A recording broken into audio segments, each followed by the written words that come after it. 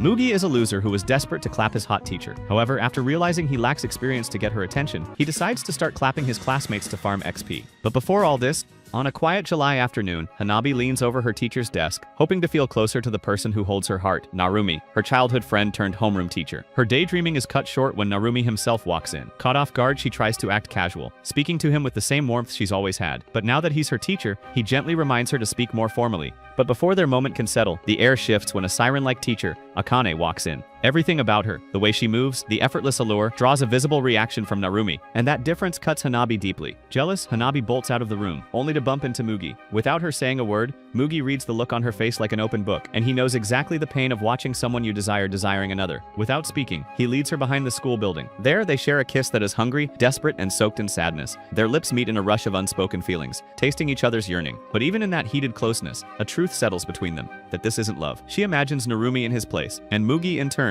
sees Akane's face in his mind. What they're sharing is a reflection, a projection of a mutual coping mechanism for loves that don't love them back. Months earlier, Hanabi had walked into school on her first day with a heart full of anticipation. Her beloved Narumi, now a teacher, was her homeroom teacher. But the thrill didn't last, and she discovered quickly that Narumi's heart tilted towards someone else, the fiery, irresistible Akane. It wasn't long before rumors swirled that Akane had already captivated Narumi, wrapping him around her delicate, passionately skilled fingers. For a long time, as neighbors, Narumi often came over for dinner. Hanabi's mother, with a knack for public embarrassment, made no secret of Hanabi's affection, often sharing how hard her daughter worked to make meals just for him. While it made Hanabi squirm, Narumi seemed touched, always praising her effort and savoring the home-cooked dishes. After dinner, Hanabi would walk him to the station, and he'd compliment her and her mother's cooking, wistfully mentioning how he longed for a wife someday. But this time, Hanabi saw the truth that he wasn't imagining her beside him, but instead, he was picturing Akane and everything she represented. The realization brought back another painful memory. As a child, Hanabi once won a school race, but the cheers she expected never came. Instead, the kids accused her of cheating because she ran alongside Narumi, rather than her absent father, who went to get milk, unlike the other kids. She fought back, pointing out one girl's unfairly expensive shoes, causing a distraction, and she slipped away to cry alone. Narumi found her, comforting her with food her mother had made for them. As they shared the food, Narumi said it tasted amazing. He admitted that because he never had a mother like hers, things tasted different to him. Hanabi, in turn, shared her own pain, envying Narumi's bond with his father, something which she lacked. They promised to fill each other's loneliness. But now, in the present, Hanabi feels that promise has been destroyed. The following day, Hanabi walks past a group of boys whispering about Akane's flawless looks, and their disgusting, degenerate comments annoy her. When she runs into Akane shortly after, the irritation heightens as she takes in the very features that seem to make every man she meets bark like a little doggy. Just then, a student named Mugi helps Akane with something small. She thanks him, and in that fleeting glance, Hanabi sees the unmistakable glimmer in Mugi's eyes, the same gaze she carries for Narumi. Outside, they talk and witness Narumi and Akane walking home together, which is a shared wound that bonds them, and from then on, a new connection is formed. Weeks pass, and on one rainy afternoon, Hanabi visits Mugi's place. They vent about the hopeless desire of their hearts. But suddenly, Hanabi wraps her arms around him from behind, playful and reckless. Then, something shifts, and Mugi turns to her, and with similar frustration and longing, he pushes her gently onto the bed. She doesn't resist his advances, but just before any plot progression happens, he asks her to think of him as Narumi. At first she agrees, but then stops, pointing out that his chopped face doesn't hold a candle to Narumi's handsomeness. Mugi asks her to close her eyes instead, and she does. Then he kisses her forehead, and in her mind it's Narumi's lips that graze her skin. Their lips meet, and though it's her first real kiss, she begs for more. Mugi deepens the kisses, his hands exploring her body, and each touch draws joyful sounds from Hanabi. As her body responds, her mind spins fantasies of Narumi. Tears roll down her cheeks, not of sadness, but of imagined joy. In her head, Mugi's hands become Narumi's, and the illusion is enough to make her tremble. Just then, her phone buzzes, and it's a message from Narumi, thanking her for the meal. The bubble bursts, and reality rushes in. But when Mugi asks if they should continue, she nods. Back in July, a classmate confessed to Hanabi, and she rejected him. When he begs, she cruelly snaps back, mocking his confidence and hinting he couldn't handle the sauce she has to offer anyway. As she walks off, his desperate expression reflects her own inner weakness, and she hates it. She ends up at Mugi's again, and after everything that's happened, they decide to start dating, but not in the way that your parents would approve. They make a pact that they'll be each other's substitute, a vessel for them to pour their aching hearts into. But neither of them will fall in love, and that is their agreement that they called the scum's wish. A few days pass, and Hanabi casually tries to get Mugi to come home with her. When he hesitates, unsure if he should, one of his friends swoops in with a wink and urges him to go, jokingly suggesting that he take the opportunity to give her the tongue twister special. Before the moment gets too strange, Hanabi's close friend Sanai appears and asks if Hanabi wants to head home with her instead, but Hanabi tells her she'll be leaving with Mugi, her boyfriend. Sanai accepts it with grace, but as she watches them walk away together, there's a flicker of envy in her eyes. While walking, Hanabi asks to sip from Mugi's water bottle, and when he takes it back, he leans in for a kiss. But before their lips connect, a petite girl suddenly blocks their moment. She introduces herself as Noriko, Mugi's childhood friend, and in her eyes the rightful princess to Mugi. Once upon a time, she'd prepared herself to be his perfect partner, ready to bear his future children. But things are different now. Mugi quickly introduces them to each other, calling Hanabi his girlfriend. Noriko, clearly unimpressed, doubts the legitimacy of this relationship and scoffs at Hanabi's presence. It's then that Hanabi recognizes her as that irritating girl from way back, and remarks that Noriko's voice still sounds like a dog. Noriko can't hide her confusion over how someone like Hanabi ended up with Mugi. Instead of defending Hanabi, Mugi leans into it and calls her a wild one, but he quickly admits that her wildness is what drew him in. Taking this as a sign, Hanabi grabs Noriko by the collar and declares that Mugi is hers, loud and clear. The next day, Mugi scolds Hanabi for how she treated Noriko. Hanabi, unfazed, snaps back and suggests Mugi should reject Noriko and her tragically underwhelming figure. When Mugi asks if she's feeling jealous, Hanabi clarifies that it's not jealousy, but it's pure possessiveness, and hearing that Mugi kisses her. Meanwhile,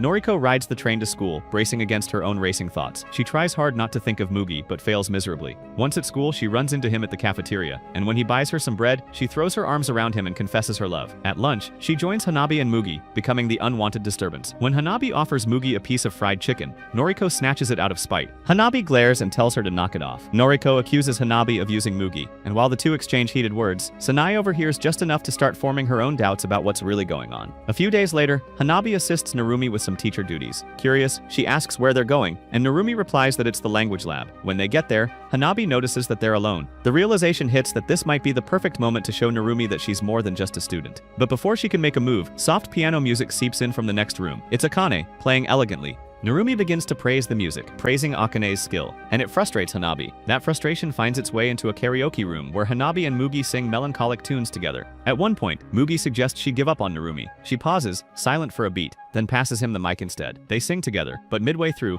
Hanabi breaks down in tears. She insists she'll never let go of her love for Narumi, and Mugi understands as he feels the same way about Akane. He hugs her, then slowly pushes her down, playfully telling her to stick out her tongue. They kiss, deep and slow, with Hanabi letting out soft, tender sounds. But in Mugi's mind, it's not Hanabi underneath him, it's Akane, pleading for more of his affection. Elsewhere, Sanae is still wrestling with Noriko's accusation, but her mind shifts the blame, questioning if Hanabi isn't using Mugi, but it's the other way around. A few days after that, a group of students approaches Hanabi, asking her to hang out and chat about love. She checks in with Mugi for his thoughts, and he suggests she go, especially since she doesn't have many female friends. Hanabi argues that she has Sanae, but Mugi gently points out that Sanae is her only female friend. In that moment, as he ruffles her hair, Hanabi wonders how much they resemble a real couple. After school, she meets up with the girls. One of them shares her romantic dilemma where she's stuck in a triangle, as the guy she likes doesn't like her, and the one who likes her doesn't stir her heart. One friend advises her to settle for the one who loves her, but she's conflicted. They ask Hanabi for advice, and Hanabi tells her to follow the person she's truly painfully in love with. But the girl admits she feels no pain at all, and she's just weighing who might make her happier. In that moment, Hanabi realizes that compared to her own yearning for Narumi, these girls have no clue what true romantic longing is. The next day, Hanabi spends time with Sanae. She asks if Sanae has a crush on anyone, and Sanae doesn't answer, but Hanabi can tell. She pushes further, asking if it's about specific qualities that make her happy.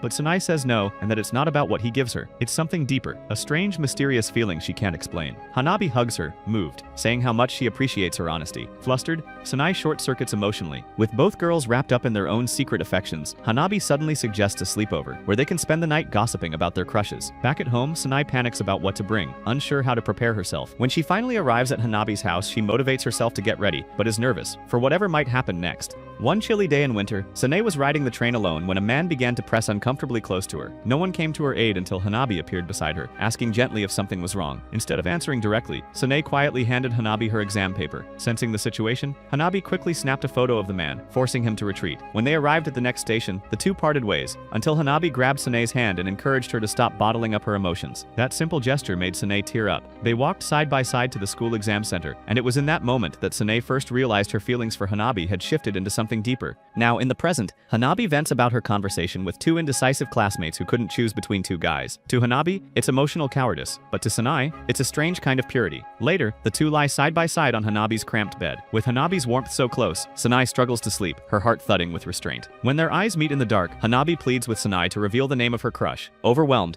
Sanae gives in, pressing a deep, longing kiss against Hanabi's lips. She climbs on top of her and confesses that she's been watching closely and knows Hanabi doesn't truly love Mugi. Stunned, Hanabi begins to see Sanae in a different light, acknowledging that she's been using Mugi as an emotional outlet, a placeholder for someone who doesn't love her back. Sanae offers herself instead, as someone who does love Hanabi, openly and completely. The next morning, Hanabi lies alone in bed, haunted by the night's events. Her mother asks her to run an errand, and as she walks through the cold streets, Hanabi reflects on the burden of being desired. She passes Noriko on the way, and Noriko throws insults, warning her to stay away from Mugi, but Hanabi ignores her completely. As she walks on, Hanabi reconsiders her own loneliness and the same pain she mocked others for. Years earlier, Mugi first noticed a girl named Mei, a popular beauty admired by everyone. While his friends obsessed over her, Mugi remained quiet. But surprisingly, Mei set her sights on him. Soon they grew close, and before long she became his first. Mugi wakes from that memory to find himself in full salute. Just then, Hanabi enters his room uninvited. Trying to cover up his situation, Mugi turns away, but Hanabi lies beside him and cuddles close. She notices something unusual under the blanket, and Mugi tenses. But she looks anyway, playfully calling him out.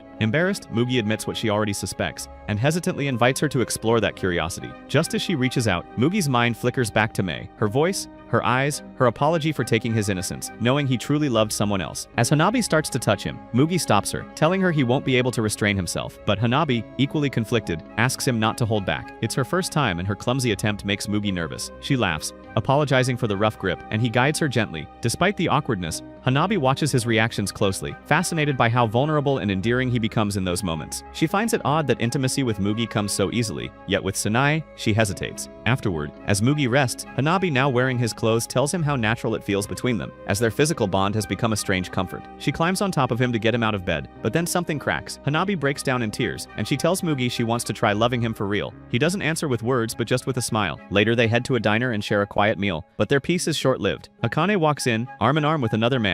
Mugi freezes, and Hanabi tries to rationalize, believing that it's her brother, but when the man starts acting far too intimate, Hanabi can't help but wonder. Akane approaches and casually tells them to keep it a secret. Hanabi watches Mugi's shaken expression and feels a storm rising within her. The next day, while Hanabi rants about Akane's manipulations, Mugi tries to defend her. He claims the man is just a student of Akane's, and that nothing is happening. Hanabi can see clearly how blind Mugi is to the truth, and that no matter what she offers him, no matter how close they become, his heart is still caught in Akane's slimy grasp. Tired of pretending, Hanabi confronts Akane directly. She asks if the man from the diner is her boyfriend. Akane laughs it off and says he's just a friend, but Hanabi refuses to believe it after seeing all the intimacy and secrecy. As the school bell rings, Akane turns to head to class and suggests they continue the conversation later in the music room. Hanabi watches her walk away and catches a scent, a mix of cologne and something else. She stands still, silent, as the truth begins to reek in the air between them. Akane walks away from Hanabi. A twisted ache lingers beneath her confident smile.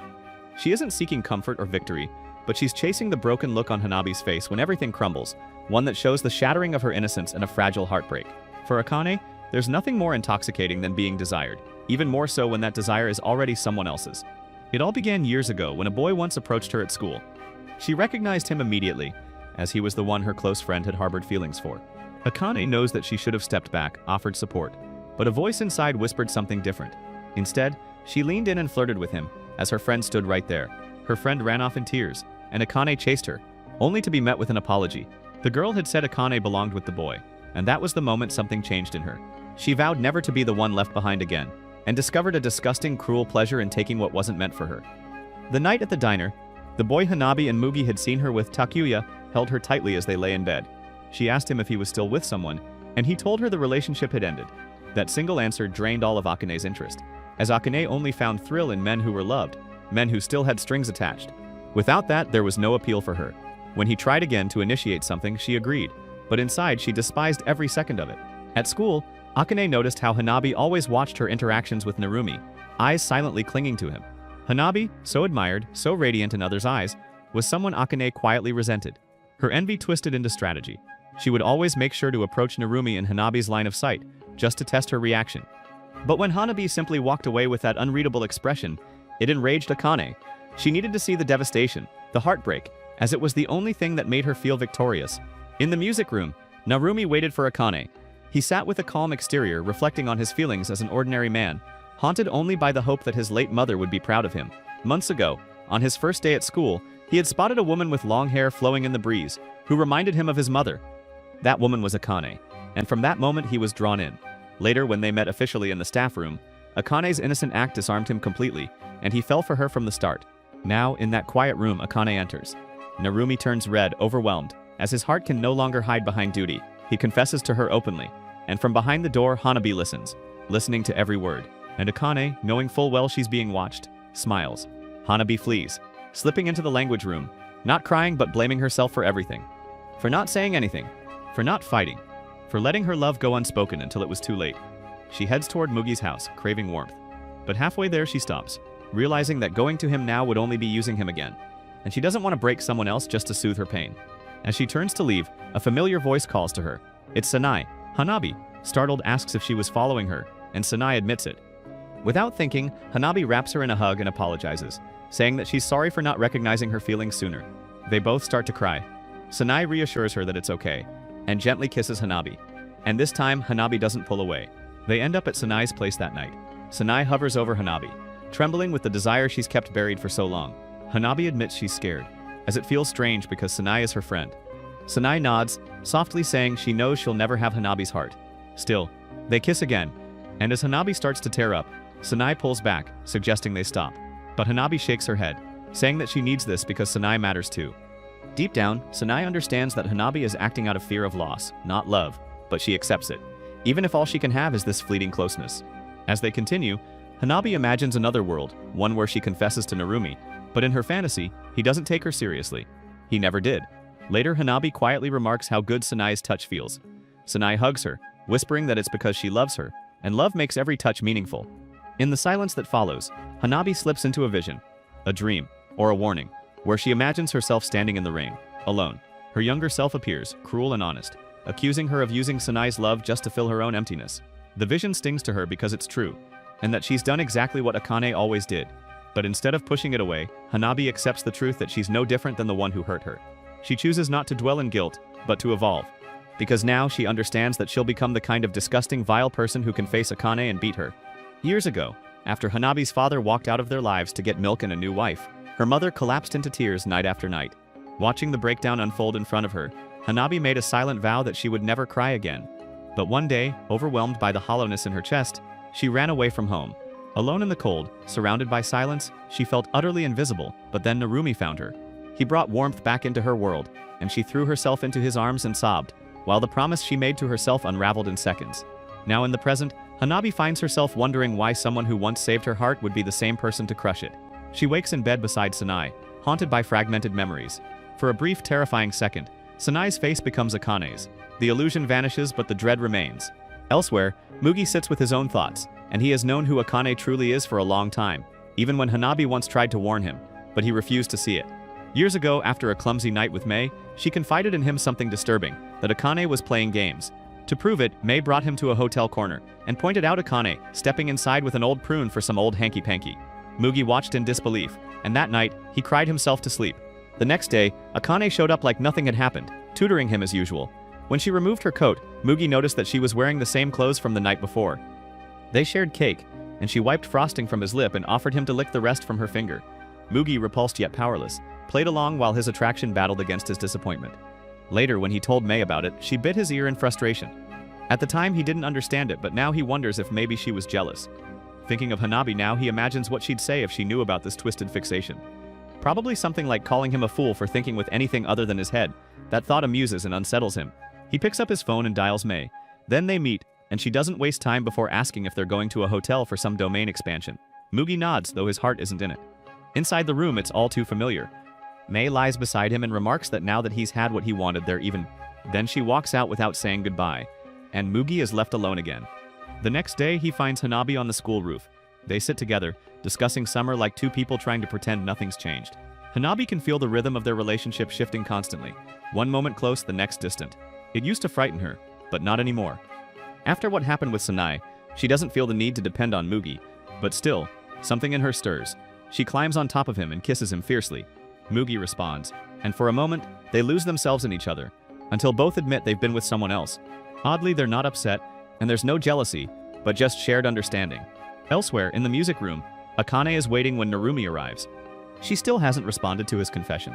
Instead, she casually invites him out for drinks. While sipping her wine, she observes him with quiet contempt, wondering why Hanabi ever saw anything special in someone so chopped-looking and plain. They leave the bar. When she stumbles, Narumi catches her with a softness that only embarrasses her. But then, he slips, and he accidentally calls her by the wrong name. Hanabi. For a moment, Akane is taken aback, but then a smile creeps onto her face, and now he's interesting again. She kisses him, and they go to a hotel. Her memories of the night are fragmented, as she remembers the city lights, Narumi's dull conversation, and her own indifference. While there, she mentions Hanabi and how cute she is. Narumi brushes it off, saying Hanabi is like a little sister to him. That cuts deeper than expected. So she tells him she's jealous of Hanabi being so close to him, and he responds with an awkward kiss that only reinforces how utterly plain and riskless he is. Later that night, Mugi invites Hanabi to his place. At the door they kiss, and for a moment Mugi sees her not as a girl desperate for love, but as someone fragile and beautiful.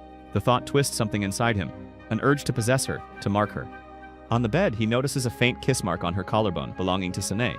He kisses over it gently, as if to override it with his own. He moves down her body, trying to drown in the moment. But when he progresses the plot, Hanabi winces in pain and throws a pillow at him. He stops seeing that she's crying. To soothe her, he presses soft kisses across her skin, whispering that her body feels cold. They lie side by side, and she questions herself why she can't go through with it. Mugi answers honestly that it's because she doesn't love him. She protests, but Mugi sees through her. She dresses silently, and at the door, he stops her. He asks if she's ever been with anyone before, and that question breaks something in her, and she storms out without responding. Back in her room, Hanabi curls into herself, empty and aching, silently wishing that someone would lie beside her just to silence the loneliness. The following day, she crosses paths with Akane in the hallway. Just as she walks past, Akane smirks and leans in, whispering cruelly in her ear, saying that she has marked her beloved Narumi all over with her love. And just like that, Hanabi's world collapses. Hanabi can't help but see the distance growing between herself, who fumbles with vulnerability, unable to even open up to the one beside her, and Akane, who effortlessly consumes everything and everyone Hanabi ever cared about. She tries to understand Akane's motives, why someone would find joy in hurting others, but the more she thinks, the less it makes sense. Somewhere inside her, a darker voice urges retaliation. If Akane plays this cruel game, then maybe it's time to play it too, by taking something she values and striking where it hurts.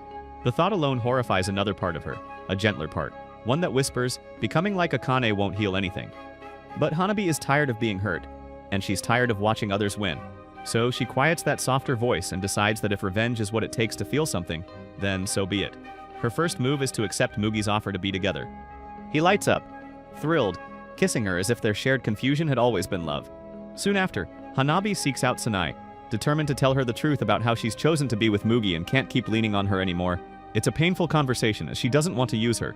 But Sanae, strangely composed, kisses her in return and says if being used is all she gets, then that's enough. Hanabi rejects, saying that she won't meet after school again. But Sanae only smiles and agrees. Hanabi bolts, unable to look back. And what she doesn't know is that Sanae never intended to let her go. The next day, a classmate invites Hanabi to the library. As they walk through the hallway, Sanae spots them and follows. She joins them as if nothing is wrong, but her presence is heavy. While seated at the table, Sanae's hand finds its way under the desk, and Hanabi stiffens, stunned into silence. The librarian shushes them, but Sanae simply apologizes and carries on, her movements deliberate and secretive. Hanabi's breath trembles, her face pale. She tells herself this is what she deserves for manipulating someone who cared too much. By the end of the day, Hanabi's body gives in to a fever, and she collapses, later waking up in the infirmary, with Sanae watching over her. They're alone again. Sanae leans over her and asks if she's really dating Mugi to draw someone else's attention. Hanabi denies it, but the uncertainty in her eyes tells the truth. Sanae touches her cheek and tells her she could have any man she wants, but warns her to keep her heart locked away. The moment echoes. Hanabi's mind flashes to Akane, saying the very same thing. Suddenly, it all clicks that maybe Akane doesn't feel superior, maybe she's afraid of being hurt, just like the rest of them. The following day, while out shopping for her mother, Hanabi unexpectedly bumps into Takuya, the guy she saw with Akane at the diner. Her initial reaction is disgust, but then something shifts when she realizes that this is someone Akane used, someone Akane once claimed. She turns on her charm, playing the innocent act she knows can ensnare men like him. They end up on a date to a karaoke, and he gets close, hands wandering. She wants to scream at his touches, but instead she smiles. Between songs, she asks him about Akane. He laughs, brushing it off, saying that he's just one of many in her roster. That's when Hanabi understands that he's no different from her, just a piece in someone else's collection, and now he wants to collect her too. She tells him she's never been with anyone before, and he lights up. He kisses her, and she lets him, but inside, she's numb. He invites her to a motel, promising to take things slow. Hanabi hesitates, as she doesn't feel anything for him, but his words linger when he says that the feelings will come after, as it reminds her of how she tried to force affection with Mugi. When she declines, he pouts and turns cold. It's almost over until Hanabi, channeling Akane, pulls him back with a whisper and a smile, claiming she just wants to take it slow. The act works, and he embraces her again, and Hanabi, for once, feels powerful. Not because she wants him, but because she has control. They part ways later, and Hanabi reflects on what just happened. Akane walks through life with invincible confidence, as if rejection can't touch her. Hanabi, on the other hand, depends on the approval of others just to stand upright. But in front of Narumi's apartment, her mask cracks, and now the mission she set for herself to get revenge, power, and confidence all collapse under the weight of what she truly wants, for someone to simply love her back. That night, she dreams again of the day she opened up to Narumi. How she once confessed her guilt over her father leaving. How Narumi held her and promised that his love for her would never fade, because it was never romantic to begin with. She wakes up in pain, wounded by the memory. The next morning, Sune finds Mugi in the hallway. She smiles politely, then warns him that Hanabi's starting to draw attention from other boys. Mugi freezes, and the memory of that old kiss mark flashes in his mind. Panic sets in, and he wonders if he's losing her. Sune, meanwhile, is already planning her next move, and she wants to make another kiss mark. Later, Mugi sees Hanabi at school. He kisses her, and it feels real and warm, but when he invites her back to his place, she declines. Something in him stirs unease. Her lips still taste like hers, but something's off. That night, Noriko shows up at his place, uninvited. She says what he's afraid to hear, that Hanabi doesn't love him, and then boldly she asks him out. Mugi, tired of feeling like a second choice, agrees. Noriko's eyes fill with tears as she can't believe it, and she says yes. Meanwhile, Hanabi lies curled up in bed, phone in hand, ignoring another message from Takuya. She stares at the ceiling, wondering how she'll make it through the summer while being alone again. In her whole lifetime, Noriko has only been on one real date in her life, and even during that moment, no matter how kind or considerate the boy was, she couldn't stop picturing Mugi in his place. That memory lingers, rooted in a dream she wakes from with a pit of guilt forming in her chest. She heads downstairs for her carefully crafted breakfast with everything placed perfectly, like something out of a lifestyle blog, which is her routine, her own little fairy tale. But the illusion shatters the moment her father tries to greet her. She doesn't answer, and his gentle knocking and hopeful voice are met with silence. She tells him to go away, and the door remains closed. Noriko turns her focus to something more important, preparing for her date with Mugi. In her mind, it's not just a date, it's a milestone for her life. Meanwhile, across town, Hanabi is on a date of her own with Takuya, a guy who keeps pressing, insisting that they go and bump bellies, while Hanabi distances herself by scrolling through her phone. He reaches over, snatching the phone from her hands, pulling her too close. He makes a disgusting remark about her body, and Hanabi, disgusted, slaps him before walking away. Still he follows, apologizing in his own pathetic way, suggesting they go to a hotel so he can apologize properly. She calls him out for thinking with nothing but his cannoli, and he doesn't deny it. But instead he smirks and calls himself a fool who lives for the plot. He leans close, whispering suggestive words in her ear that unsettle her, until his phone rings. He picks up, and when the call ends, he tells Hanabi the date is over, informing her that another girl who is more willing to get freaky is waiting for him. When she asks who she is, he simply shrugs and walks away, making it clear she was only ever an option for hanky-panky. Back with Noriko, she gently proposes a movie she's been meaning to watch. Mugi agrees without hesitation, and Noriko, though pleased, begins to wonder if he really means it or is just going along. She wants to hold his hand but refrains, as seeing him smile feels like enough. They end up in a nearly empty theater watching a B-grade movie. Noriko notices the seats around them are empty, but in the quiet of the theater she finally reaches out and intertwines her fingers with Mugi's. As the mermaid on screen sings about love, Noriko tells herself that she too wants a love story with a happy ending. After the movie, Mugi mentions how much he actually enjoyed it, and Noriko feels a wave of relief. Mugi asks her why she was so worried about what he thought, and Noriko has no answer. All she knows is that hearing him say that made her heart beat a little faster. Elsewhere, Hanabi sits alone, left behind again. Takuya's rejection doesn't sting in the way she expected, and it just confirms something she already knew, that what she attracts is desire, not love, and she no longer knows if there's even a difference. She sees a couple walk past and feels a sharp ache in her chest, a need to be wanted so intensely that someone would lose themselves over her. She cries softly, asking the anime gods what she did wrong. Desperate, she calls Mugi. But Mugi doesn't answer as he's eating dinner with Noriko. When the evening winds down, Noriko tries to slip away quietly. Mugi gently grabs her arm, asking why she won't look him in the eye. For Noriko, the date has been perfect, so perfect she wants to trap it in memory, so she can re-watch it forever. Looking into his eyes might make her fall harder, and she's terrified the illusion will crumble. But Mugi insists, and when she finally meets his gaze, the truth spills out. She tells him she loves him, while her lips tremble and tears sliding down her cheeks. Mugi kisses her, and with that kiss, the fragile fantasy Noriko built over the years finally shatters. Later in Mugi's room, Noriko knows deep down that he saw through the performance, that he sensed she didn't truly enjoy the date. But she knows the reason is that her entire persona has been crafted, carefully curated like a mask. Years ago, she wept in front of Mugi when he rejected her. He apologized, thinking he had hurt her, but what he never knew was that the tears were fake, designed to make her seem vulnerable, to earn affection. She weaponized cuteness, and it worked. But tonight, something inside her aches to stop pretending, and she wants to be real. But she pushes the thought aside. She tells herself that this persona is who she truly is now. And so she kisses Mugi with that same faked sweetness, guiding his hands with deliberate touches. But as his hands tremble and move to undress her, Noriko's act crumbles, and he senses it, so he stops. She tries to tell herself this is what she wanted, and that this is everything she fought for. But as she stares into the mirror of her mind, she sees nothing but emptiness. And in an act of self-honesty, she gets up and leaves. Not just from the room, but from that version of herself. And it's time for her to start fresh, for real this time. Meanwhile, Hanabi walks beneath the darkening sky. A shooting star blinks across the heavens, and she makes a wish. Holding an ice cream stick in her hand, she tells herself that if she lands a perfect shot into the trash bin, she'll gather the courage to confront her future. With a breath, she throws it, and it lands. The next day, she meets Mugi. There's a tension in the air, not of anger or regret, but of clarity. She tells him that before summer ends, they should both face their truths and confess to the ones they truly love. Mugi agrees, and they both know the chances of those confessions ending in heartbreak are high. But at least this time, they'll walk into the pain willingly, together. Somewhere in the city, a tall guy with long hair waits around like he's expecting someone. A girl walks up to him and asks if he wants to model for a hair salon. But the moment he finds out it involves cutting his hair, he immediately turns her down.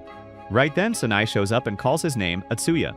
They leave together, and the girl who approached him watches them go, thinking they look like they belong together. Later, the two sit down for their summer class. Atsuya glances over at Sanai and realizes again just how stunning his cousin has become. He first felt this way when they reunited years ago at a family funeral. Sanai had been surprised at how much he'd grown, but Atsuya, flustered, pointed out that she had grown too, in all the right places. In that awkward moment, he hugged her and half-joked that they should date and clap, which earned him a hard slap and a disgusted look. Now in the present, they stop by a cafe. Atsuya already knows Sanai has a crush, but he still wants a real relationship with her. She tells him her crush is a girl, and that he has no chance. But when Atsuya asks why she's still kind to him, she says it's because she sees him as a good person, and he takes that as hope. Meanwhile, Hanabi is at Mugi's place doing homework. Mugi tries to help, but Hanabi clearly doesn't want to study. He then tells her that once they finish, he's planning to confess his feelings to Akane.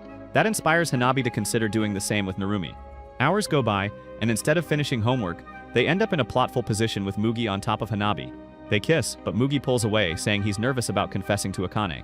Hanabi suggests that he pretend she's Akane, but Mugi suddenly stops and admits that he hasn't pictured her as Akane in a long time. That hits Hanabi hard, and she realizes she hasn't imagined Mugi as Narumi in a while either. But before she can say anything, Mugi suggests they both confess tomorrow. He walks her home, and when they reach her place, Hanabi quietly thanks him and holds his hand. As he walks away, she stares at his back, thinking about how fast the summer is passing by. That night, Hanabi gets a message from Narumi, which stirs up old memories.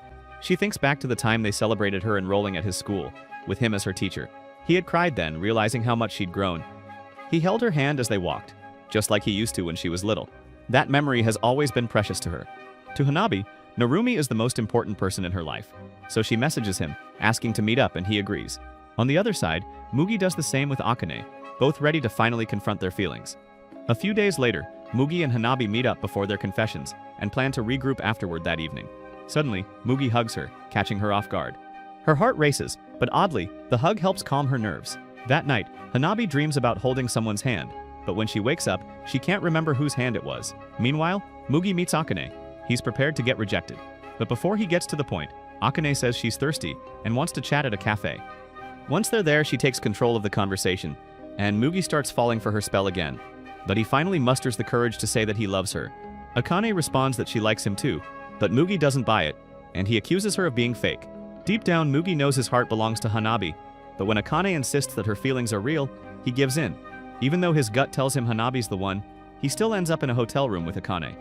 There, he calls her out for being selfish and manipulative, but having no self-restraint, he still folds when she tells him exactly what he wants to hear. Akane tempts him, and Mugi tells himself that maybe, just maybe, he can fix her with his love. At the same time, Hanabi meets Narumi and opens up. She tells him just how deeply she loves him. He asks how long she's felt this way, and Hanabi replies that her love for him is stronger than any love from any woman he's ever known. Narumi hugs her as she cries, and although she's grateful, she knows he doesn't feel the same way. In her heart, she understands that this hug is the first and the last romantic moment they'll ever share. That realization breaks her, but at the same time, it brings her peace, as her one-sided love is over. After they part, Hanabi feels calm and stronger. She tries to call Mugi, hoping he'll be there for her, but unbeknownst to her, he's too busy wrapped up in Akane's world to answer, even though Hanabi believes foolishly that Mugi will come through and be with her in the end. The next morning, Hanabi wakes up feeling awful, as Mugi never came back to meet her, and she can't help but wonder if maybe his confession went well, unlike hers. Just as she's stuck in her thoughts, Sanai sends her a message inviting her to her family's villa. Without much thought, Hanabi agrees. Later, Hanabi arrives at the train station, taking in the fresh air and new surroundings. Out of nowhere, Sanae appears, acting cheerful. She grabs Hanabi's hand and flirts with her, playfully noting that no one knows them out here. They get into a car and head to the villa. Even though Hanabi still feels heartbroken, she's glad to be away, as it's a chance to take her mind off the pain. When they arrive, Sanae leans in close and whispers that it's just the two of them. She's excited about their newfound privacy, but when she opens the door, they're both caught off guard as Atsuya is there to greet them, and the mood quickly shifts. Later at dinner, the atmosphere is tense and awkward because of Atsuya's unexpected presence. While Hanabi takes a relaxing bath, Sanae and Atsuya clean up the dishes. During this, Atsuya tries to get closer to Sanae. He leans in to kiss her, but she blocks him with a sponge. Still, he kisses her anyway. She immediately slaps him and soaks him with water. Then, sitting him down, she asks how he even knew she would be there with Hanabi, and he explains that he asked around. Angry, Sanae accuses him of ruining her chance to be with Hanabi, now that her heart is broken. But Atsuya doesn't hold back. He calls out Sanae, saying that the real reason she brought Hanabi out here was to create one last special memory, because deep down, she knows Hanabi doesn't feel the same way towards her. Sanae storms off in anger, leaving him alone. Later that night, Hanabi and Sanae finally get some time to themselves. Sanae makes a move on Hanabi, and although Hanabi hesitates, Sanae reassures her. She says that she's always going to choose her, and her scissors are not sharp or painful, which is her way of saying she chooses Hanabi. The next morning, Hanabi finds Sanae's notebook lying open. Inside, she finds a candy wrapper, the same kind Hanabi gave her the day they first met. That tiny gesture means a lot, and Hanabi realizes just how deeply Sanae cares for her. Outside, she runs into Atsuya watering the plants.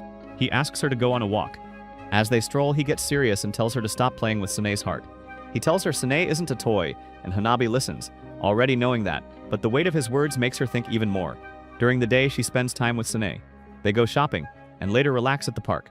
At one point, Sanae kisses Hanabi without hesitation, while Atsuya's words echo in Hanabi's mind, but instead of pulling away, she kisses Sanae back on the cheek. It's a quiet, bittersweet moment, and it's not love, but it's real. Later, they return home to find Atsuya sick, playing video games. Wanting to give them space, he leaves the girls alone. As they play, Hanabi lets it slip that she used to play games like this with Narumi. Emotions bubble up, and Sanae pulls her into a hug. Just as Hanabi is about to confess something, Sanae cuts her off. She apologizes and tells Hanabi that after this trip she's going to start keeping her distance, as she wants to let go of her feelings.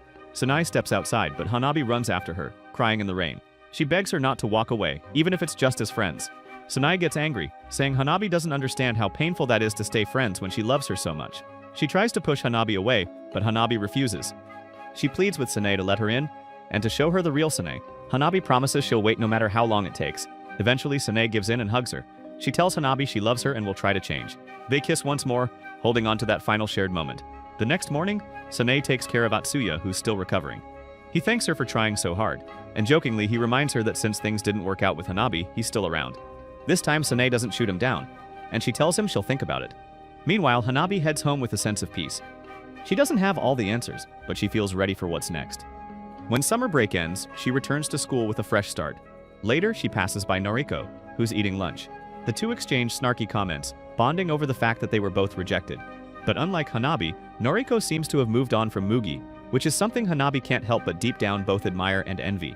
Elsewhere, Mugi is with Akane at his place. With his parents gone, they start role-playing as teacher and student. But instead of studying the materials, they do a hands-on learning of human reproduction. Akane and Mugi continue their intense study session, one that Mugi very much enjoys, but for Akane, he's just one out of many, as intimacy is something she's long been familiar with, as her first time was many partners ago, and it was with someone far more experienced than she was.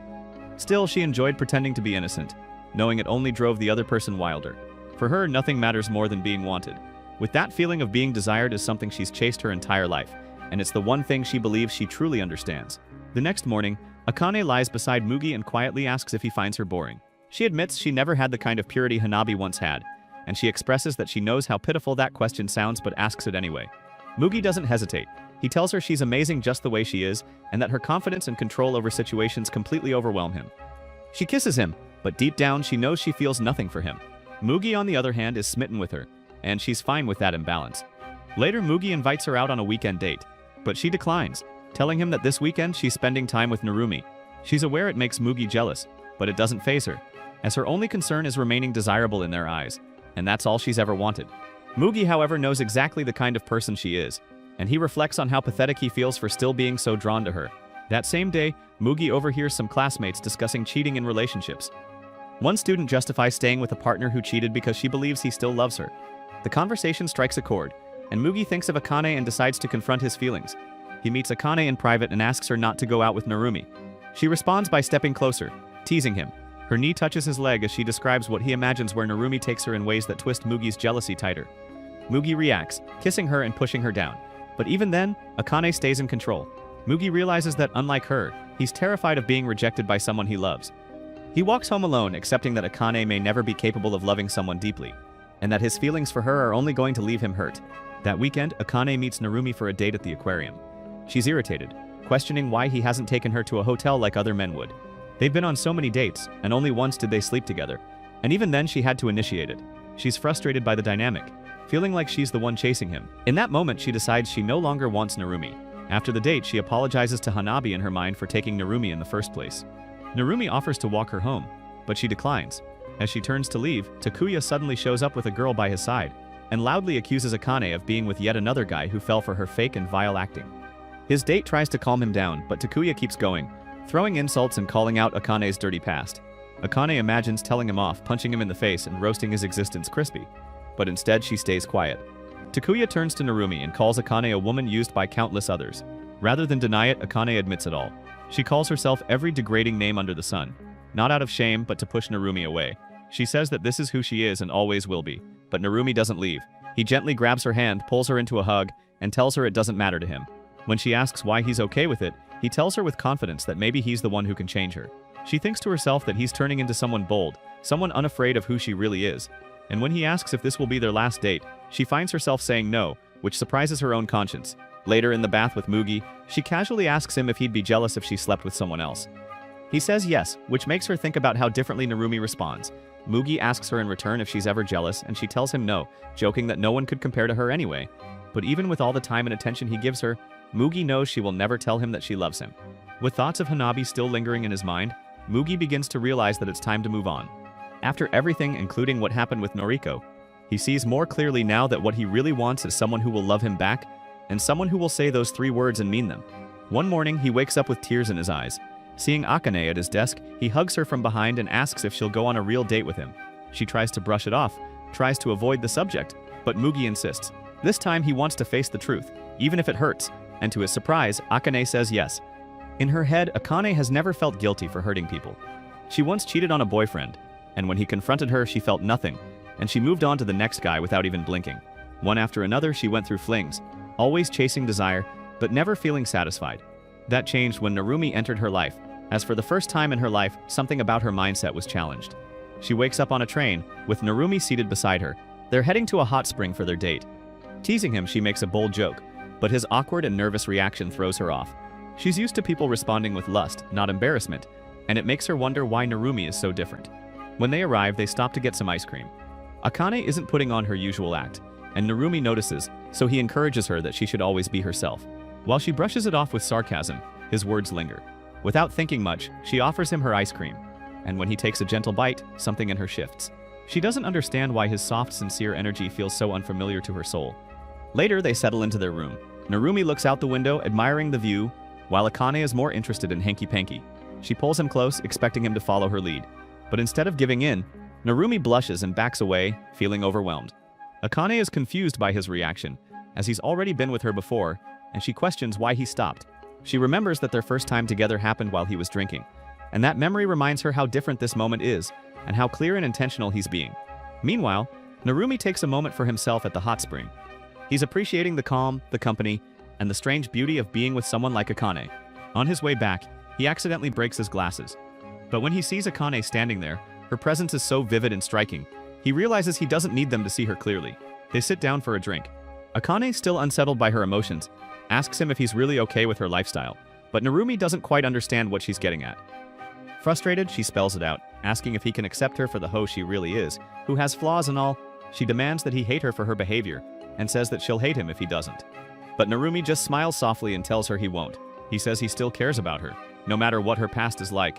That completely unravels her, and she breaks down in tears, confused by this quiet, steady love she's never known.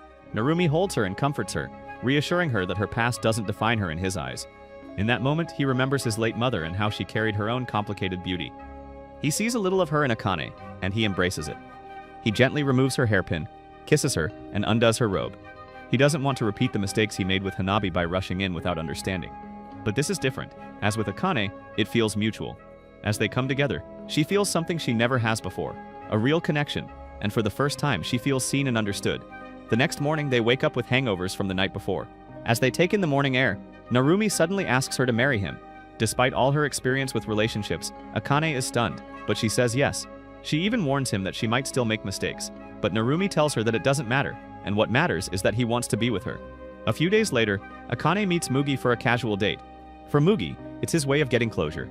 They enjoy the view from a tall building, and it brings back memories of a time when he saw a different side of her, a glimpse of who she really was. She once told him she wanted to be a teacher, and in that moment he realized that Akane constantly tries to play roles, not out of ambition, but out of boredom and a need to fill the emptiness. Over lunch, just as Mugi gathers the courage to share his feelings, Akane tells him she's getting married, and Mugi is taken aback. Looking at her, he realizes she's changed, and it wasn't because of him. He's torn between wanting to confront her and simply wishing her well. In the end, all he can manage is a quiet congratulations. They part ways, but something tugs at him. As the rain begins to fall, he runs after her and catches up, confessing the truth. He tells her he fell for the version of her that was broken, the one who didn't have it all together. He thanks her for what they shared and promises not to forget. Deep inside, he's hoping she'll say something to him to answer his broken feelings, but she doesn't. She thanks him, then walks away, leaving him in the rain with tears in his eyes, and in that moment Mugi understands it's time to move on, and maybe for the first time he's truly ready. Months later, the preparations for the school festival are in full swing.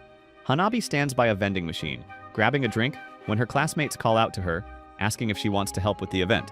She hesitates at first, but remembers Mugi once encouraged her to make more friends, to connect with people. So she agrees, and her classmates smile, happy to have her on board. Just then, as she stands lost in thought, Mugi walks by. She instinctively wants to call out to him, but holds herself back, as it's been a long time since they truly talked. Months earlier, Narumi had come to visit her house. He had news that he was getting married to Akane. They hadn't spoken in a while, but he asked to walk with her. She noticed he wasn't wearing his glasses anymore and guessed it was because Akane preferred him in contacts. Narumi confirmed it, but Hanabi quietly admitted that she liked him better with glasses. It reminded her of the boy she used to love, the version of him who felt more real to her. Then he asked her to attend the wedding.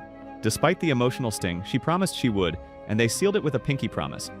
Back in the present, Hanabi is briefed by her classmates about her role in the festival. When one of her friends is visited by her boyfriend, Hanabi's thoughts drift to Mugi again. She walks through the bustling halls taking in the atmosphere, and gets pushed into a crowded room, only to realize she stumbled into a fashion show. On stage, Noriko appears, stunning in a dress she made herself. She poses confidently, captivating the crowd, and Hanabi watches in awe, realizing that Noriko has managed to move on from her own painful past. Later, Hanabi hurries back to her assigned post, and gets scolded for being late. She runs around the school, juggling various tasks until she's told to take a box to the supply room. Inside, she finds the room empty, and decides to sit and take a short break. The silence is comforting, and as she rests, she reflects on how Mugi used to be there for her during moments like this, and how they'd hold each other, even when they knew it wasn't out of love. When she wakes from her nap, she sees that Mugi is also there, asleep, realizing that he must have come in at some point without waking her. They make eye contact, but neither of them speaks. They sit in silence, acting like strangers despite everything they once shared. Months pass. The class now prepares a small event to celebrate Narumi and Akane's marriage. Hanabi is asked to return some supplies to the storage room, and just as she's about to go, a classmate jumps in and insists on helping. As they walk, Hanabi can't help but recall her last visit to the supply room, where she had unexpectedly run into Mugi. As they're about to leave, the boy tries to ask if Mugi is still her lover. But before he can finish, Sanai appears, interrupting with her usual bold energy. She makes a joke, saying Hanabi's more into scissors than anything else. Then she pulls Hanabi away from the situation. But before they go, Hanabi stops and sincerely thanks the boy for liking her. Once they're alone, Sanai admits that she was giving Hanabi space, not wanting her to get overwhelmed after her heartbreak. Hanabi starts to cry, touched by Sanai's kindness, and says she never thought they'd talk again. Sanai comforts her, and Hanabi notices her short hair. Back then, Sanai used to braid her hair. But after a moment when Hanabi had saved her, Sanai let it down for the first time, and Hanabi had told her how beautiful it was. Now, with her hair shorter, Hanabi touches it again and repeats those same words. It feels like a full circle for her, and Sanai has entered a new chapter of her life. Later, during the class celebration, everyone congratulates Narumi and Akane. Hanabi watches from the side, quietly observing their happiness. Narumi notices her and begins to approach, but Akane stops him and goes herself. She hands Hanabi a flower, and jokes that it's the bouquet toss. Hanabi scoffs, saying she's not participating in that, but she takes the flower anyway. Akane tells her not to let her next chance at love slip away, and Hanabi rolls her eyes, clearly annoyed. As the day ends, Hanabi heads toward the school gates and sees Mugi waiting up ahead. But she doesn't stop, and despite everything they've shared, she walks right past him, to keep the promise they made on that day in the storage room. Back then, they had stumbled into each other unexpectedly, after both being hurt. Mugi apologized for not reaching out, and Hanabi told him it was okay. They sat side by side, not needing physical touch, not needing validation, just talking like people who finally understood one another. Mugi tried to defend Akane's growth, and though hesitant, Hanabi believed it because she saw how Narumi had changed too. They told each other they had done a good job moving forward, and for the first time their connection wasn't built on desire or desperation. It was built on peace. For a while they sat in silence, letting the moment stretch, feeling like the world had paused just for them. It was quiet, but it felt right. That day, they both silently agreed that whatever they once were, they would leave it behind. No more clinging to broken pieces of a painful love, and they would move forward and maybe someday find something real for themselves. After saying their last goodbye, they each took a step toward their new lives, leaving behind the shared past and the promise that once defined them, the scum's wish. Comment down below, heartbreak if you watch till the end. Subscribe so you don't miss the next video.